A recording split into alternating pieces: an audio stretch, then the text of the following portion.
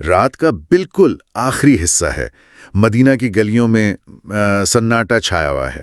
بالکل، ایک ایسی خاموشی جہاں ہر کوئی دن بھر کی تھکاوٹ اتار رہا ہے۔ ہاں، اور ایسے وقت میں امیر المؤمنین حضرت عمر بن خطاب رضی اللہ عنہ کو اچانک ایک خبر ملتی ہے، ایک ایسی خبر جو اس خاموشی کو بالکل چیر دیتی ہے۔ ایرانی سرحد سے آنے والی ڈاک نے ایک انتہائی تشویشناک اطلاع دی ہے۔ اصل میں مسلمان فوج کو مدد کی یعنی کمک کی اشد ضرورت تھی۔ دشمن نے انہیں پیچھے ہٹنے پر مجبور کر دیا تھا۔ ایرانی اپنی پوری طاقت دوبارہ جمع کر رہے تھے۔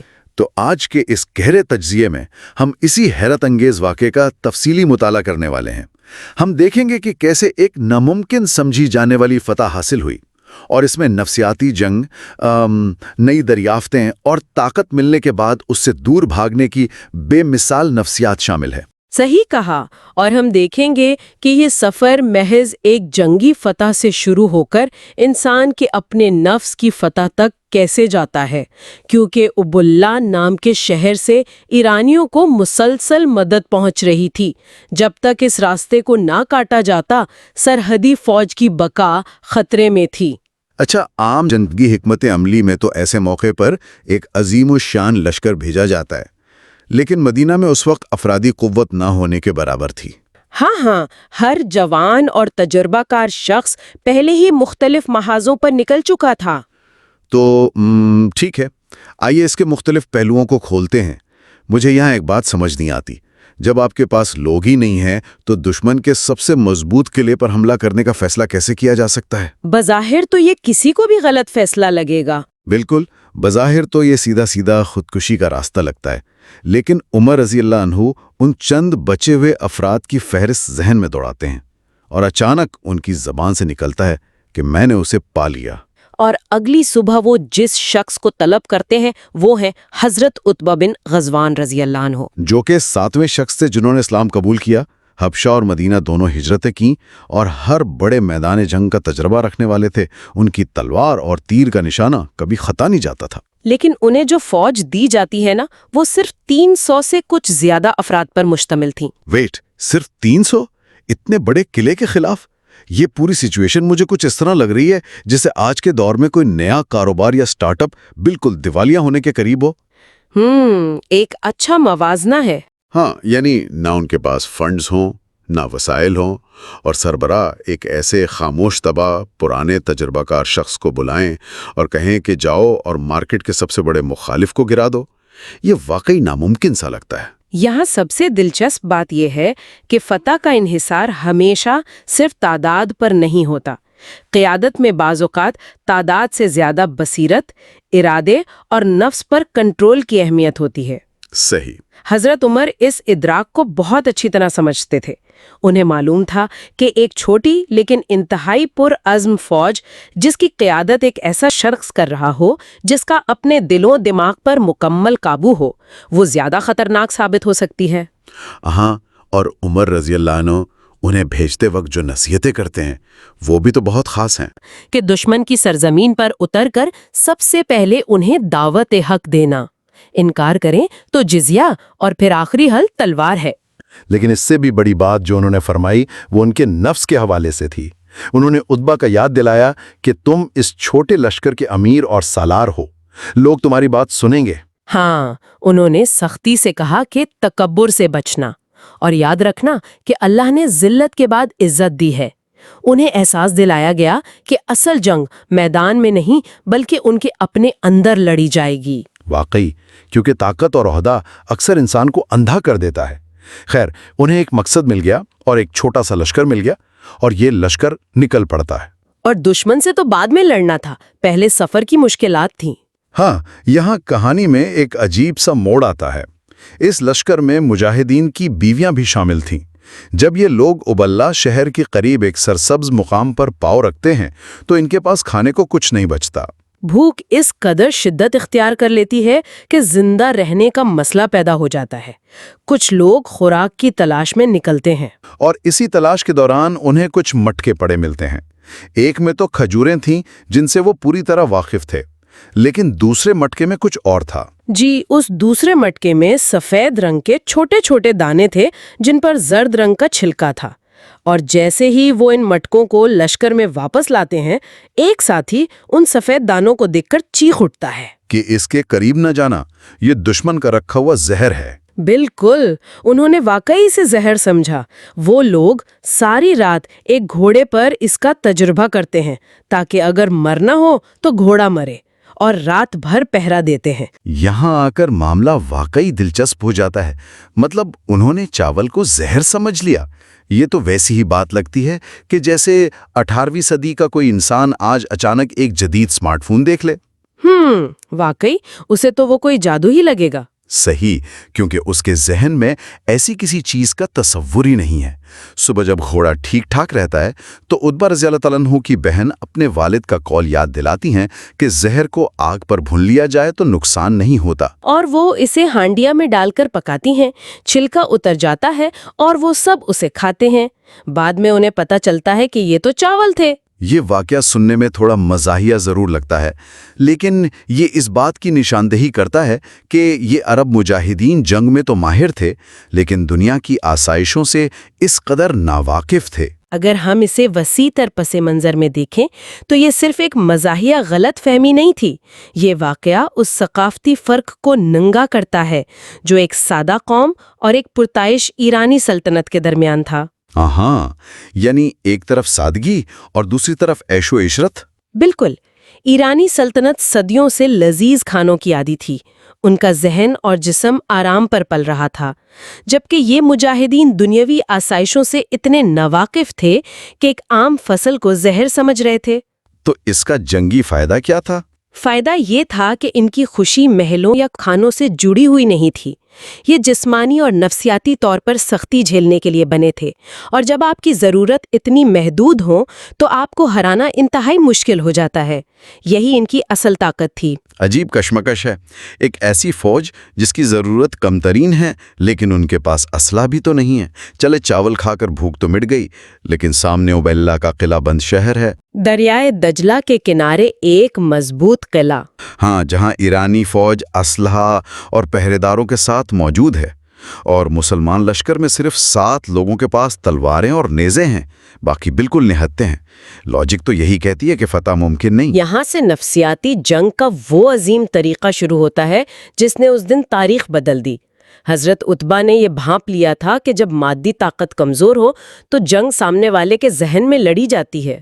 ہاں، تو انہوں نے کیا حکمت عملی اپنائی؟ انہوں نے انہی نیزوں اور لکڑیوں پر جھنڈے باندھے جو ان کے پاس تھے، لیکن انہوں نے یہ جھنڈے کسی جنگجو کو نہیں دیے، انہوں نے لشکر میں موجود خواتین کو بلا کر وہ جھنڈے تھما دیے۔ خواتین کو؟ اور انہیں کیا کرنے کو کہا؟ ان سے کہا کہ لشکر کے پیچھے چلتے ہوئے پیروں سے بے تحاشا مٹی اور غبار اڑائیں، جب لشکر قلعے کی طرف بڑھے تو دھول کا طوفان اٹھے۔ تو ان سب کا اصل مطلب کیا ہے؟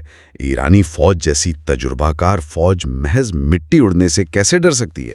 اسے سمجھنے کے لیے انسانی دماغ کو سمجھنا ضروری ہے۔ دماغ ابہام یعنی ایمبیگوٹی کو کس طرح پروسیس کرتا ہے۔ جب ایرانی پہرے داروں نے قلعے سے دیکھا کہ سامنے سے ایک چھوٹا لشکر آ رہا ہے، لیکن پیچھے ایک عظیم دھول کا طوفان ہے، بالکل، اور اس غبار میں سے مسلسل نئے جھنڈے لہراتے نظر آ رہے ہیں، تو ان کے دماغ نے اس نادیدہ حصے کو کئی گنا بڑا کر کے تصور کیا۔ خوف تب زیادہ مہلک ہوتا ہے جب مخالف کو آپ کی تعداد کا ٹھیک اندازہ نہ ہو۔ او واہ! تو انہوں نے یہ فرض کر لیا کہ جو سامنے ہے وہ تو صرف اگلا دستہ ہے اور اس غبار کے پیچھے ایک بڑی فوج چھپی ہوئی ہے۔ یہ تو تاش کے کھیل میں ایک ماسٹر بلف لگتا ہے۔ صحیح تشبیہ دی آپ نے۔ گھبرا کر کشتیوں میں بیٹھ کر کیوں بھاگ گئے؟ یہ وہی آرام طلبی تھی جس کا ذکر ہم پہلے کر رہے تھے۔ جب کوئی قوم عیش و عشرت کی عادی ہو جاتی ہے تو ان کے پاس کھونے کے لیے بہت سی دولت ہوتی ہے، وہ خطرہ مول لینے سے ڈرتے ہیں۔ ہاں، انہیں اپنی جان اور مال کی فکر ستانے لگتی ہے۔ بالکل۔ جب انہوں نے ڈسٹ کلاؤڈ دیکھا تو ان کا پہلا خیال لڑنا نہیں تھا بلکہ اپنا خزانہ بچانا تھا۔ دوسری طرف مسلمانوں کے پاس کھونے کے لیے کچھ نہیں تھا، اسی لیے بنا ایک قطرہ خون بہائے یہ قلعہ فتح ہو گیا۔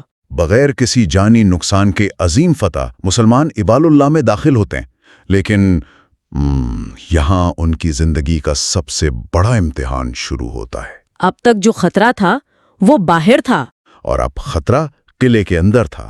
ہاں، انہیں قلعے کے اندر ایسی چیز ملتی ہے جو تلواروں سے نہیں کاٹی جا سکتی تھی، بے تحاشا مال غنیمت، سونا اور چاندی۔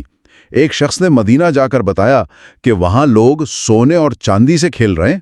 دولت اور آسائش کی فراوانی اکثر ان قوموں کے لیے زہر کا کام کرتی ہے جو سادگی پر پلی ہوں۔ اس سے ایک اہم سوال پیدا ہوتا ہے کہ فتح کے بعد قوم کو بچا کر کیسے رکھا جائے۔ واقعی، کیونکہ حضرت عتبہ نے محسوس کیا کہ اگر لشکر ایرانی شہروں کے آرام کا عادی ہو گیا تو ان کی جنگی صلاحیتیں ختم ہو جائیں گی۔ انہیں اندازہ ہو گیا تھا کہ ماحول انسان کے ذہن اور عادت کو تبدیل کر دیتا ہے۔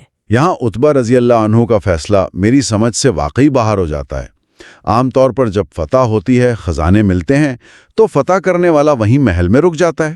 عام انسانی فطرت تو یہی ہے۔ یہ تو ایسا ہی ہے جیسے کوئی عام سا آدمی لاٹری جیت جائے اور اچانک گھبرا کر اپنا محل چھوڑ دے اور آ کر سڑک کنارے ٹینٹ لگا لے، یہ سوچ کر کہ کہیں میری محنتی فطرت تباہ نہ ہو جائے۔ اور عتبہ رضی اللہ عنہ نے بالکل یہی کیا۔ انہوں نے حضرت عمر کو خط لکھا اور نئے شہر کی اجازت مانگی، اور یوں بصرہ شہر کی بنیاد رکھی گئی۔ یہ ثقافتی تنہائی یعنی کلچرل آئسولیشن کا ایک شاندار فیصلہ تھا۔ ثقافتی تنہائی مطلب انہوں نے اپنے لوگوں کو الگ کر لیا؟ بالکل، عتبہ جانتے تھے ریجڈ ہیں کہ ثقافت چپکے سے لوگوں کے دلوں میں اتر جاتی ہے۔ انہوں نے سب سے پہلے ایک بڑی مسجد تعمیر کی اور اس کے ارد گرد لوگوں کی رہائش مقرر کی، تاکہ ان کا بنیادی مقصد ان کی آنکھوں کے سامنے رہے۔ لیکن نئے شہر کے قیام کے باوجود انسانی فطرت تو آرام کی طرف ہی کھینچی چلی جاتی ہے۔ حوالوں سے پتہ چلتا ہے کہ بصرہ بننے کے بعد لوگوں نے وہاں پکے گھر بنانے شروع کر دیے۔ لیدس خوراکوں کی عادتیں بھی بڑھنے لگیں، لوگ اس خوشحالی کو اپنانے لگے۔ اور اس سب کے درمیان اس شہر کا امیر یعنی فتح کرنے والا سالار کہاں تھا؟ حضرت عتبہ خود ہمیشہ ایک خیمے یعنی ایک ٹینٹ میں ہی رہے۔ انہوں نے اپنے لیے ایک چھوٹا سا گھر بھی نہیں بنایا۔ یہ ان کا اپنے نفس کے خلاف ایک مسلسل تجربہ اور جہاد تھا۔ جب انہوں نے دیکھا کہ لوگوں میں دنیا کی محبت پنپ رہی ہے تو انہوں نے مسجد میں ایک تاریخی خطبہ دیا۔ ہاں، اس خطبے کے الفاظ روح کو جھنجھوڑ دینے والے ہیں۔ انہوں نے فرمایا کہ یہ دنیا ختم ہونے والی ہے، اور انہوں نے اپنا ماضی یاد دلایا۔ انہوں نے بتایا کہ میں ان 7 افراد میں سے تھا جو رسول اللہ کے ساتھ تھے۔ ہم درختوں کے پتے کھاتے تھے یہاں تک کہ ہمارے منہ زخمی ہو جاتے تھے۔ اور انہوں نے ایک پھٹی ہوئی چادر کا ذکر کیا جسے پھاڑ کر آدھا خود پہنا اور آدھا حضرت سعد بن ابی وقاص کو دیا، اور پھر بولے کہ آج ہم شہروں کے امیر ہیں۔ پھر انہوں نے اس پوری کہانی کا سب سے اہم جملہ کہا، میں اس بات سے اللہ کی پناہ مانگتا ہوں کہ میں اپنی نظر میں بڑا بنوں اور اللہ کے ہاں ذلیل شمار کیا جاؤں۔ اگر ہم اسے آج کی دور سے ملائیں، آج ہر کوئی عہدے، طاقت اور اختیار کے پیچھے بھاگ رہا ہے، اور یہاں عتبہ اس لیے رو رہے تھے اور پریشان تھے کیونکہ انہیں عہدہ مل گیا تھا۔ اصل میں انہیں خوف اس بات کا تھا کہ یہ طاقت ان کی روح کو خراب نہ کر دے۔ عہدہ ایسی چیز ہے جو انسان کو آہستہ آہستہ تباہ کرتا ہے۔ اسی خوف کے تحت انہوں نے اپنا نائب مقرر کیا اور مدینہ نکل گئے تاکہ استعفیٰ دے سکیں۔ ویٹ، اچانک سب چھوڑ کر چلے جانا؟ کیا یہ ذمہ داری سے مکر جانا نہیں تھا؟ لشکر اور نئے شہر کو ان کی قیادت کی ضرورت تھی، بلکہ اس تکبر سے تھا جو ذمہ داری کے ساتھ دل میں جگہ بنا سکتا تھا۔ وہ جواب دہی کے خوف سے گھر چکے تھے۔ اور جب وہ مدینہ پہنچے تو حضرت عمر نے ان کا استعفیٰ مسترد کر دیا۔ انہوں نے فرمایا کہ کیا تم لوگ اس لیے آئے ہو کہ یہ ذمہ داریاں میرے سروں پر ڈال دو اور خود فارغ ہو جاؤ؟ واپس جاؤ اور اپنا منصب سنبھالو۔ جس کے بعد حضرت عتبہ کو واپس جانے کا قصد کرنا پڑا، لیکن واپسی کے سفر میں ایک انتہائی دردناک واقعہ پیش آیا۔ جب وہ اپنی اونٹنی پر سوار ہوئے تو انہوں نے دونوں ہاتھ آسمان کی طرف اٹھائے اور انہوں نے دعا کی، الہی مجھے واپس نہ لوٹانا، الہی مجھے واپس نہ لوٹانا۔ اس فریاد میں ایک پوری زندگی کا نچوڑ چھپا تھا۔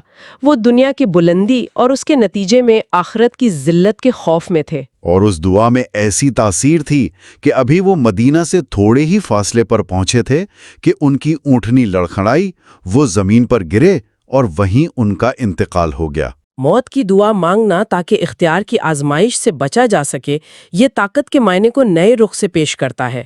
یہ ثبوت ہے کہ اصل طاقتور وجود وہ نہیں جو لوگوں پر حکمرانی کرے، بلکہ اصل طاقتور وہ ہے جو اپنے دلوں کی ہوس اور مادیت کی چاہت کو ہرا سکے۔ آج کے اس گہرے تجزیے سے سب سے بڑی حقیقت یہی سامنے آتی ہے کہ اصل فتح میدان جنگ کی ہوتی ہی نہیں۔ ہتھیار، دشمن کا خوف، دولت، یہ سب باہری مسائل ہیں۔ اصل مسئلہ اندر کا ہے۔ جس نے اپنے نفس کو قابو کر لیا اسے محلوں اور خیموں کے فرق سے فرق نہیں پڑتا۔ جب فطرت کو مادی آسائشوں کی عادت پڑ جائے تو صلاحیتیں زوال پذیر ہو جاتی ہیں۔ زمین سے جڑے رہنا ہی بقا کا واحد راستہ ہے۔ یہ ایک ایسی سچائی ہے جس پر غور کرنا بہت ضروری ہے۔ معلومات اور مادیت کی دوڑ کے اس دور میں ہم اپنے اندر کا وہ خیمہ کیسے بچا سکتے ہیں؟ یہ واقعی ایک غور طلب بات ہے۔ جاتے جاتے ایک سوال چھوڑ کر جا رہا ہوں۔ اگر کل کو زندگی کی سب سے بڑی کامیابی کسی کے قدم چوم لے، بے پناہ طاقت اور دولت مل جائے، تو کیا وہ بلندی کا باعث بنے گی یا وہ اس بنیادی مقصد کو ہی نگل جائے گی جس کے لیے ابتدائی سفر شروع کیا گیا تھا؟ اور کیا آج کے اس دور میں کسی کے اندر یہ ہمت بچی ہے جو طاقت کی کرسی پر بیٹھ کر یہ کہہ کر استعفیٰ دے دے کہ میں دنیا کی نظروں میں بڑا بن کر حقیقت کی نظروں میں چھوٹا نہیں ہونا چاہتا؟ یہ ایک ایسی سوچ ہے جو صدیوں تک انسانی ذہن کا احاطہ کرتی رہے گی۔ آج کے اس تجزیے کو ہم اسی نقطے پر ختم کرتے ہیں۔